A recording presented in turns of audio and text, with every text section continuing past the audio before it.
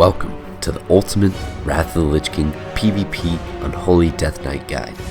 In this guide, I'll be covering everything you need to know for an Unholy Death Knight in PvP, from arenas to battlegrounds, world PvP, talents, glyphs, tips and tricks, and just a whole plethora of DK knowledge.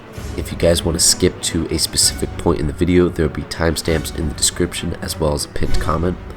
Also, if you guys are much more of a visual learner, I have a ton of live commentaries on my channel where I'm on DK commentating play by play what I'm doing and what I'm thinking in arena. Let's hop right into this. One of the first things I want to cover on Death Knight are both the presences and the passives. Presences being your stances, basically you got Blood, Frost, and Unholy. Blood presence is really only for PvE, you're never going to use this in arena. Frost presence is like your defensive stance. It's something I switch to very rarely. If I'm fighting something like TSG or Beast Cleave or something that's very melee or physical damage heavy, then I'll switch to Frost presence for the opener and sometimes defensively during the arena match, but I'd say 95% of the time I'm in Unholy Presence. Unholy Presence not only increases your movement speed by 15%, but it also increases your global cooldown by 0.5 seconds. So you now have a 1 second global cooldown for all of your abilities. It's super quick. It feels like you just have heroism all the time. That's a huge reason why I love playing Death Knight. Let's go through some of the passives. Now it's important that you guys read these passives because it'll help you understand Death Knight a little better. In the blood tree, you've got something called Forceful Deflection. Increases your parry rating by 25% of your total strength. Strength is your number one stat that you will be stacking on Death Knight. It increases basically the damage of every single one of your abilities, and that's also why Death Knights have such a high parry chance, is because of this passive. In the Frost tree, first we're going to cover Frost Fever, a disease that deals X amount of frost damage every 3 seconds and reducing the target's melee and ranged attack speed by 20% for 18 seconds. It's very OP. I actually like glyphing Frost Fever to increase the damage of this by 20%, but we'll talk about that later. As you can see, Frost Fever and the rest of all of your spells will gain bonus damage from attack power. So as you can see, base damage 29, bonus from attack power 181. Frost Presence, I kind of covered that a little bit. Basically, it increases your armor by 60%, or the armor contribution from items by 60%, and decreases your damage taken by 8%. So it's not necessarily a huge D-stance, but it's still super helpful. Last thing I'll cover is Rooting Focus. Unlike most casters, a Death Knight spell causes double damage on critical hits. Spellcasters, I think, cause 1.5 times the amount of damage, so that's why Death Knight is just super unique.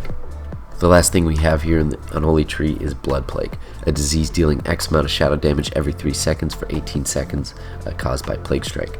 This also gains bonus damage from your attack power, so it's very important that you guys also read the spells as well. So the first thing I'll start off with is Blood Strike in a sense.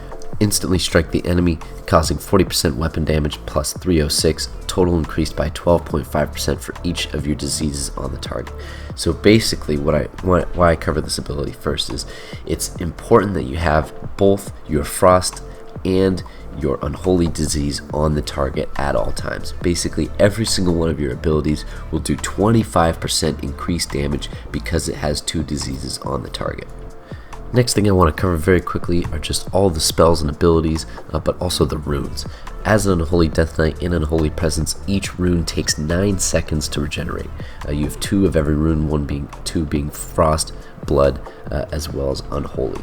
Your main damaging abilities will use 1 Frost and 1 Unholy rune, meaning you could basically run up, get both of your diseases on the target, and then use your biggest damaging ability 1 time, and then you have to wait 9 seconds until those first 2 runes that you used up are now refreshed and able to be used again, and then you can Scourge Strike. I'll talk much more about rune management and rotation later on in the video. The first ability I want to cover is Blood Boil. Blood Boil is actually very good for arena only for one thing, which is when using it against rogues or druids. If you have D&D on cooldown, or if you don't feel like using 3 runes, you can just Blood Boil and do a 10-yard rage and it'll get people out of stealth. Blood Presence, we never go into this in Arena. Blood Strike is actually really strong. It is an amazing way to generate runic power. So if you want to go up to a target, Chains of Ice, and then Plague Strike, and then you want to generate some runic power before you start Scourge Striking or something, Blood Strike is an amazing ability to do that. It's just a great dumper, filler ability, and even a lot of times I'll Blood Tap just to Blood Strike to get some extra runic power. Dark Command is basically your taunt. Taunt's pretty helpful in arenas if you want to taunt a hunter pet or something along those lines. Death Pact is an amazing cooldown. This is one of your biggest heals in the entire game as a Death Knight. Basically, it'll kill whatever summoned minion you have up, and it'll heal you for 40% of your health. Now, this also applies to your Gargoyle. So if you have both a raised dead minion out and a Gargoyle out and you Death Pack is going to consume your Gargoyle first. So just keep that in mind. Next ability I'll talk about is Pestilence. Pestilence is a very hard ability to get used to on Death Knight, and this is kind of what separates the good Death Knights from the bad Death Knights in a sense. Basically what this does is it just spreads your diseases from one target to all targets within 15 yards. But more importantly, if you glyph into it, it will refresh the duration of all your diseases. So if I put up a Frost Disease, Unholy Disease on this target, and then I Pestilence, it's going to refresh both the Frost and Unholy Disease without me having to use 2 runes. And more importantly, without me having to use a Frost and an Unholy rune, I actually am able to use a Blood rune to refresh my dots. The last spell we have here is Strangulate. Now this is your Blanket Silence, your 2-minute cooldown. This is where all of your kill potential and your pressure will most likely come out. If you can save this 2-minute cooldown for the perfect moment, whether it's at a target, whether target's at 50% health, whether healer's about to cast a really big heal, or whether you're about to get chaos bolted or something, this is very much a game-changing spell. It is a 2-minute cooldown and it costs a blood rune. So a lot of people think that it may cost runic power. I always sometimes blood tap just to strangulate if I've already used up all my blood strikes. Chains of Ice is a disgusting slow. It's basically a root in a sense. The second you put it up, it's a 95% slow and it diminishes over time. This is your hamstring. It's amazing. Empower Rune Weapon, it instantly generates 25 runic power and resets all of your runes. So if you run into a fight, you get up your Frost Disease, you get up your Plague, you Scourge Strike, and then you waste all your runes. Now you can pop your Empower Rune Weapon and it'll reset all that, plus give you an amazing amount of runic power. This is your burst cooldown right here. You use this to summon Gargoyle, or you use this to keep up consistent pressure against a target. Horn of Winter, it's your buff. It also generates runic power. So every 20 seconds in arena, I try to use my Horn of Winter because I'm also generally getting kited a lot of the time. I'm not having 100% uptime, or sometimes all my runes are on cooldown. Whatever the case is, running around and using Horn of Winter in combat in arena is actually very good. See how much runic power I gain from that. Icebound 4-2, this is your biggest defensive cooldown apart from Death Pack. It makes you immune to stuns. So if you pop this, it will immune to Kidney Shot, immune to Gnaw, it'll immune to Charge, a Hodge, whatever it is. It is so disgustingly good if you can time it correctly. It also lasts 12 seconds, so very strong. Next we have Icy Touch. Icy Touch is another way to get up your Frost Disease, but I don't really ever see a reason to use this over Chains of Ice unless you want to deal damage, because you want that slow from Chains of Ice on every target all the time. So if you need to refresh your Frost Disease, I would use Chains of Ice instead of Icy Touch.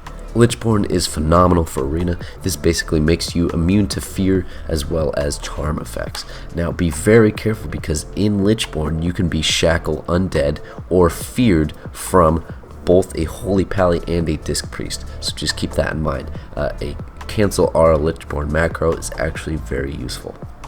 Mind Freeze is your kick, interrupts spellcast for 4 seconds on a 10-second cooldown. Obliterate, I don't even put this spell on my bars for Unholy. Path of Frost you won't really ever use in arena because it's not even a magic buff, so it's kind of pointless, and it gets taken off whenever you take damage. Rune Strike is amazing because this will go through Rogue's Evasion. This will basically always hit in a sense. Moving on to AMS. AMS is your biggest magic defensive cooldown apart from AMZ. The only thing that you really need to know about this spell is I like to pop it to also generate runic power. Whenever you take damage with AMS up, you generate an insane amount of runic power and take magical damage. It's kind of similar to Berserker Rage. I'd like to pop Berserker Rage when I take a lot of damage, so then I get to generate extra rage. AMZ is an insane cooldown. Just remember that it only absorbs a certain amount, so it's 15,000 magic damage, but that is 75% reduced magic damage. So if you hit a 10,000 Chaos Bolt, it's going to be 75% of that, which is 2,500, and then etc, etc, etc. Army of the Dead, you can't use that in Arena. Bone Shield is a very good cooldown. This is something I use immediately at the start of the arena because it lasts 5 minutes, and then when an enemy is switching to me, it is a mini defensive cooldown because it'll last about maybe a total of 10 seconds if someone's on you 100% of the time, and they'll use all 3 stacks. But you could use this during Bladestorm. You can use this as a mini go against you as a mini defensive. Corpse Explosion is one of my favorite DK abilities of all time. This will explode your pet or explode a corpse. I will go into further detail a little bit later on. The only thing that you really need to know for Arena is that I strictly use this against my pet, and here's my macro for exploding my pet. Next is Death Coil. Death Coil is your ranged damage. It scales off of your attack power. It does insane amount of damage, and it also heals you during Lichborn. So if you pop Lichborn, you can heal yourself, and also has an increased range. This also allows you to heal your pets, including your Gargoyle and your Raised Dead. Death Grip, you want to use this as either an interrupt or a gap closer, no real other sense. This is a cooldown that cannot be wasted, similar to Strangulate, and a well-timed Death Grip can win the game. Death Strike is your only ability that you can heal from apart from Death Pact, and it's very important that you have both diseases on the target. D&D is actually really strong and can be used behind a pillar, so if I D&D down here and the enemies behind this pillar over here, they will take damage, and in a sense, depending on how well placed the D&D is.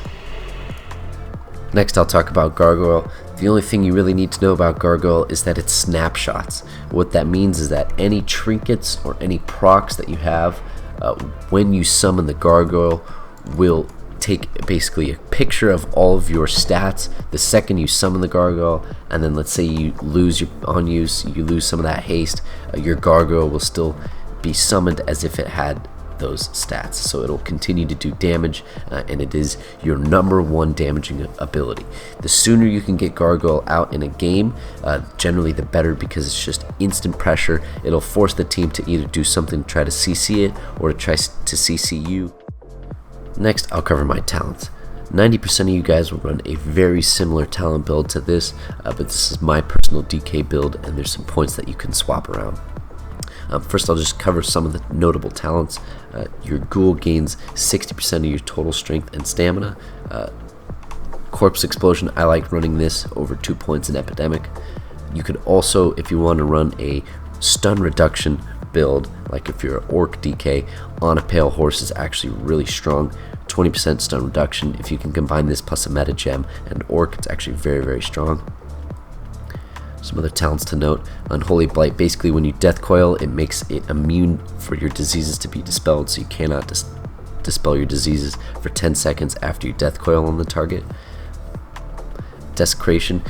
This is a very, very good talent. Every time you use Plague Strike or Scourge Strike, it'll create a desecrated ground for 20 seconds, which will slow all enemies for 50%. This does not pull, it does not aggro mobs, does not put you in combat, but slows, and is very helpful for if you're playing 2v2 and it's like Holy Pally Warrior versus Holy Pally DK.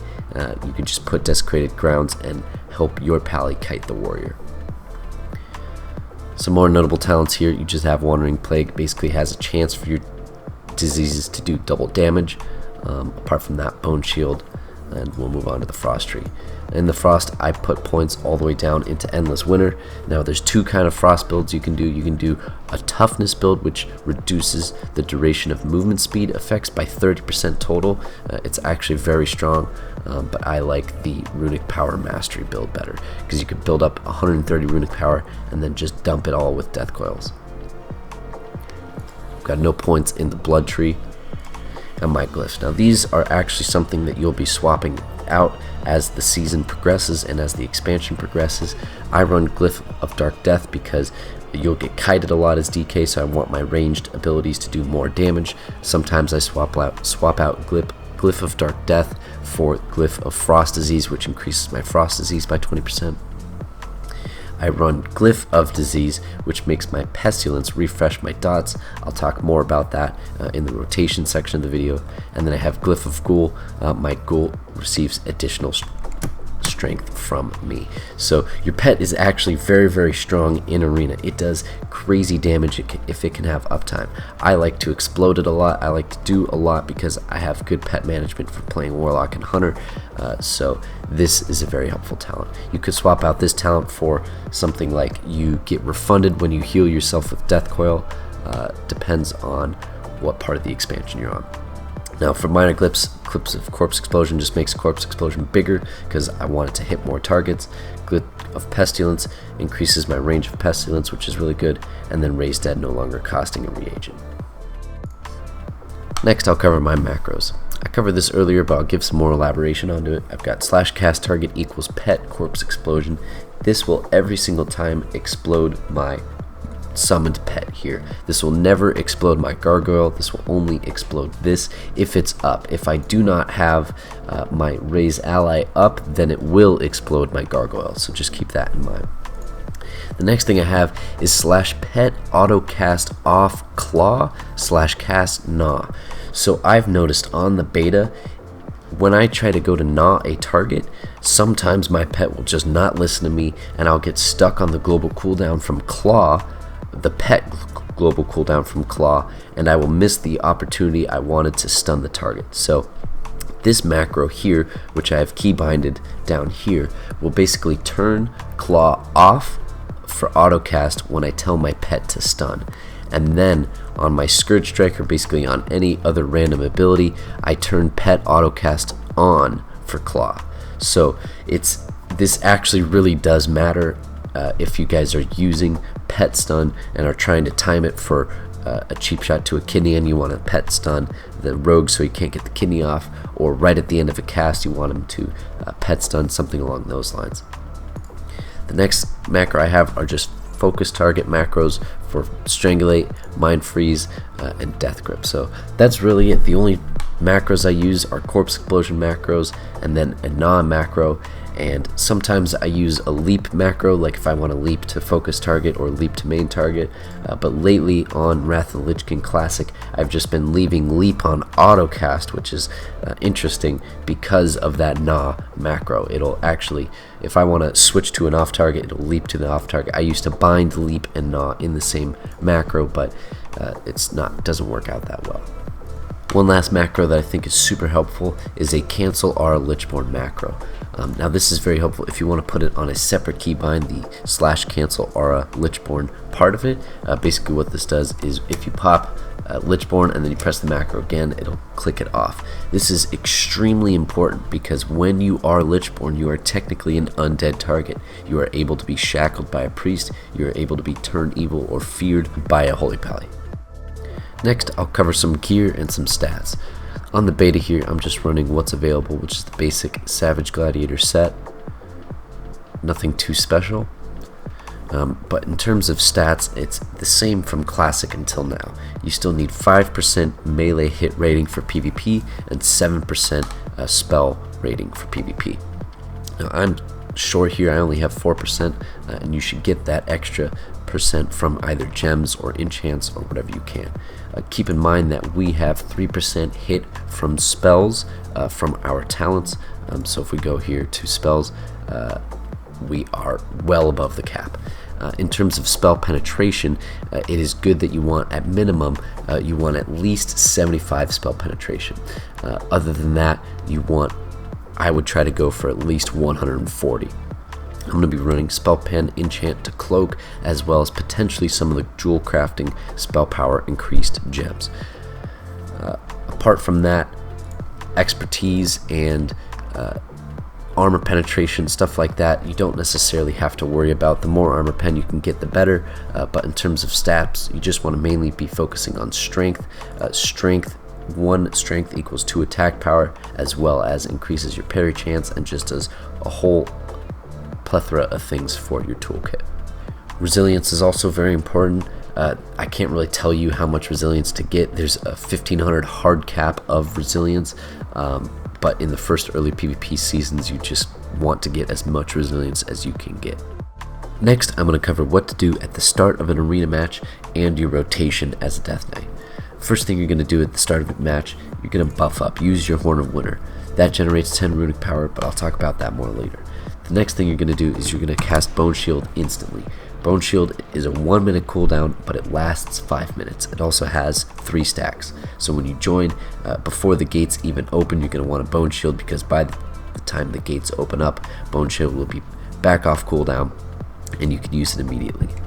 The next thing you're going to do is, if it's not Rogue Mage, you're going to want to Chains of Ice and Plague Strike the target instantly. But if it is Rogue Mage, you're going to want to try and get combat. You can use your Death and Decay to try to get combat, you can send your pet in to try to get combat, and you can also use Blood Boil to try to get them out of stealth to get combat, to try to avoid sap. Otherwise, the first target you're going to see, instead of using Death Grip, you don't want to use Death Grip when you start an arena match, unless they're behind a pillar and the circumstances call for it. Otherwise, you're going to run on your mount to the target and first global press Chains of Ice. That'll put a 95% slow on them, and then that'll also apply your Frost Fever. So the first thing you're going to do, Chains of Ice, then you're going to immediately Plague Strike. That will get both of your diseases up, and that's how you basically start an arena match. As long as you have 2 diseases on the target at all times, it'll be very easy for you to continue to do damage, whether you're getting kited or not.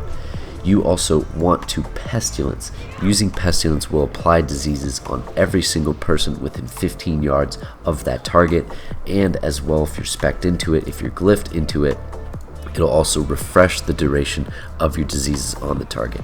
Keep in mind, every single one of your damaging abilities does almost 25% increased damage total when you have both diseases on the target, so you want 100% uptime on this. Also, keep in mind, if you're going up against a Holy Pally or a Disc Priest or someone that has the ability to dispel diseases, make sure you get a Death Coil off at least once at the start of the match or throughout the match. Just try and keep up Unholy Blight.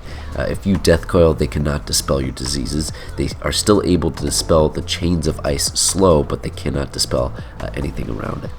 So just to recap, starting the arena match, you're going to run in Chains of Ice, Plague Strike, that'll get both of your diseases up, and then you're either going to Scourge Strike because you want to do some damage, or you're going to Pestilence to spread your dots and to refresh those diseases on the target. Then from there, you're just spending runic power on Death Coils, and you're using Scourge Strike to do your biggest damaging ability. To generate runic power, you're going to be using Blood Strike to generate runic power, as well as Scourge Strike. As long as you're keeping 100% uptime on those dots, you shouldn't ever have to use Plague Strike again. You will constantly have to Chains of Ice throughout the arena match to keep the target slowed, but that's expected. Next, I'm going to cover how to burst. Now, bursting on a Death Knight is very interesting. It comes down to 2 things. One, is your Gargoyle active, or do you have enough runic power for your Gargoyle? And 2, Corpse Explosion. And I guess 3, Empower Rune Weapon. So what I'm going to do is I'm just basically going to run up. I'm going to try and get Gargoyle as soon as I can on this target. I'm just going to spend all my runes, try and get as much runic power, and now I want to snapshot my Gargoyle. I've got all my procs going. I'm going to use my on use, and now I'm going to Gargoyle. Now I'm ready to basically burst this target. I've got all my runes available. I'm going to refresh my diseases with Pestilence, and now I'm going to start going ham. So I'm going to stun the target. I'm going to use my Empower Rune Weapon. I'm going to Corpse Explosion here, and I'm just going to basically use all of my runes and all of my runic power and just dump everything I possibly can into this target. I even rune tapped there to Blood Strike just to continue damaging on this target. And you could just see the amount of pressure I put out. As long as you keep your dots up and remember to to refresh your diseases during your burst, you will be able to do an insane amount of damage. So just to recap there, I had enough runic power for my gargoyle, so at the start of the fight, or not necessarily at the start of the fight, but when I'm getting ready to burst and I'm building up that burst window, I pop my gargoyle. Then I spent all of my runes before I popped my Empower rune weapon, so I did 2 Scourge Strikes plus 2 Blood Strikes while my diseases were all on the target. Then I popped my Empower rune weapon, which refreshed the duration of all of my runes. In addition to that, it gave me 25 runic power, and then off of that, I was able to Corpse Explode and then just dump the rest of my runic power into Death Coils. And then once I was out of runic power, I was then using Blood Strikes. And then Rune Tap will basically give you a free Blood Strike, or if one of your Frost or other runes are on cooldown, you can use it to Scourge Strike. Hopefully that made sense, but kind of the key thing to take out of this is Corpse Explosion. So let's say I use my pet stun, and now I'm going to Corpse Explode. I can resummon my pet, and in 9 seconds here, once he comes out of the ground and is no longer bugged, I can Corpse Explode again. And you can just see the insane amount of damage that Corpse Explosion does. I also think Rune Strike is actually highly underrated and can be used as part of your burst. I generally use Rune Strike almost as frequently as I can, unless I'm getting kited a lot, which is generally the case. So then I spend my runic power into Death Coil because I can't get that auto attack off. But basically, you can throw in a Rune Strike with your other abilities, and it's almost like a third hit in a sense. It can only be used after the DK dodges or parries, but basically consider it like Heroic Strike. When you press Rune Strike, it'll make your next auto attack deal 150% weapon damage plus additional damage. So it actually hits really hard. And so if you can Rune Strike, queue up a Rune Strike, and then Scourge Strike Death Coil or something, or Scourge Strike and then Corpse Explosion right out, it can actually do a crazy amount of damage in a very short period of time. Next, I want to cover some quick tips and tricks for Death Knight, some things you may not know about. I've definitely covered a few of these already. First, I'll start off with Death Grip is not on the global cooldown, so if you wanted to, you could macro in a Death Grip with the Chains of Ice.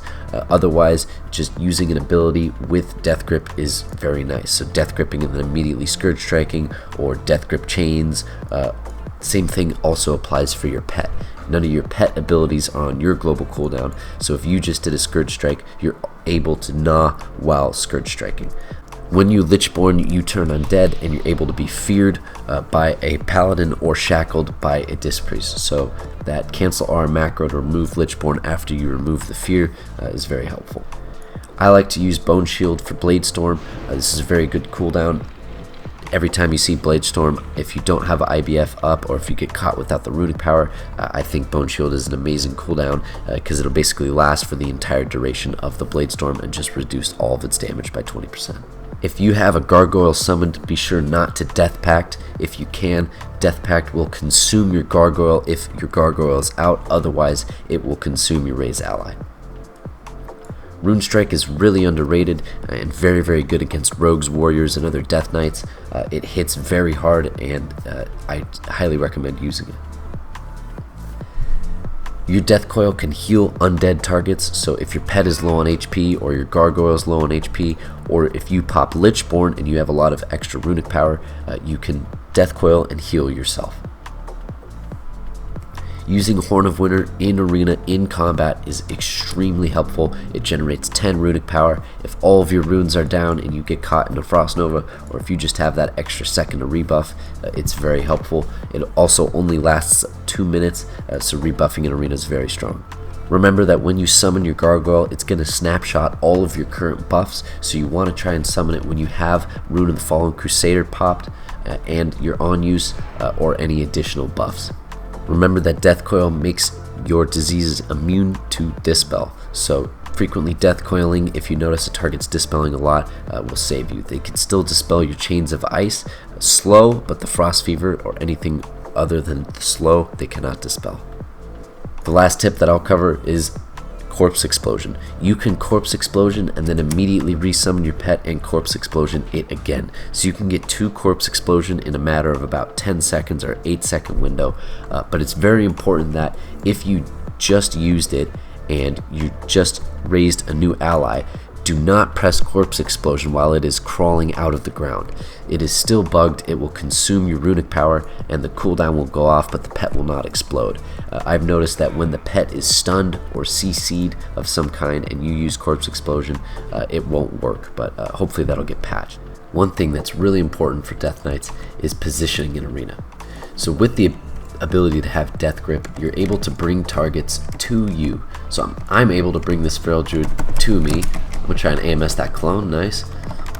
And with this, I don't have to overextend. Like, if I'm on a warrior, I would have to push into the targets if I want to get uptime. I'm going to summon my Gargoyle here. Nice, get a full silence out on this Druid. Pop IBF 2. Nice, get a destruction. I'll cover some good 3v3 arena comps for Death Knight. Obviously, TSG is going to be the best 3v3 comp you can play as a Death Knight. Arms Warrior, Holy Pally, Unholy Death Knight. Close second, I like Ebola comp, which is Feral Druid Death Knight. There's also Hitler Cleave, which is double Death Knight. You can also play Shadow Priest Death Knight, which I think is very underrated. Anything with a melee or a strong paired caster. You don't necessarily need CC, but a healing reduction is very strong. Even PhD, which is Hunter Death Knight, is very strong. Hopefully you guys have enjoyed this guide so far. In conclusion, I would say Death Knight is an extremely strong class if you can learn how to rotate your runes, your cooldowns, and just know when to press your abilities. I think that's the biggest thing that Death Knights do wrong, is they'll silence a target at 100% HP, or they'll silence into an Aura Mastery, or they're gripping just to close the gap as opposed to using it for interrupts. It's little things like that that you'll eventually learn as you progress on DK. Please let me know if you guys have any questions in the comment section below. Thank you guys so much for watching, and I'll see y'all in the next video.